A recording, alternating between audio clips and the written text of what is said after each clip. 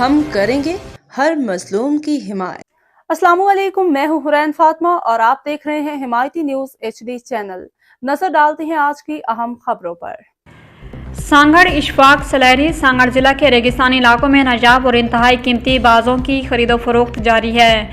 شمار علاقوں میں بازوں کو پکڑنے کے لیے پنجرے نصب، میڈیا کی نشاندہی پر وائٹ لالیف کا عملے کی کارروائی، بے شمار پنجرے مسمار کر دیے۔ عملے اور سفری سہولیات کی کمی کی وجہ سے بروقت کارروائی نہیں کر سکتے۔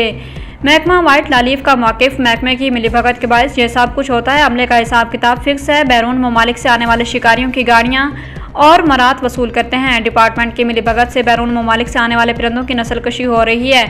علاقے کی عوام تفصیل کے مطابق ستمبر شروع ہوتے ہی بیرون ممالک سے نایاب پرندے پاکستان کا رخ کرتے ہیں، جن میں نایاب اور انتہائی قیمتی باز بھی شامل ہے، جن کو پکڑنے پر کراچی کے وپاری لاکھوں روپے میں خریدتے ہیں اور اس مد میں ایڈوانس رقم تک کی فراہمی ہوتی ہے۔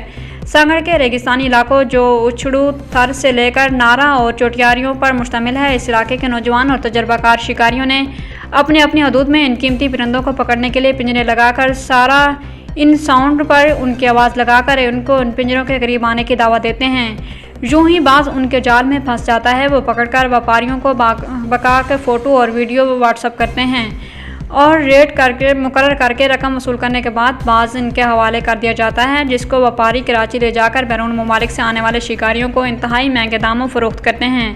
علاقے کی عوام نے اعلیٰ حکام سے اپیل کی ہے کہ ان کی حفاظت پر مامور محکمہ کی غفلت اور کرپشن کا نوٹس لیتے ہوئے نایاب پرندوں کی نسل کشی کو بچایا جائے۔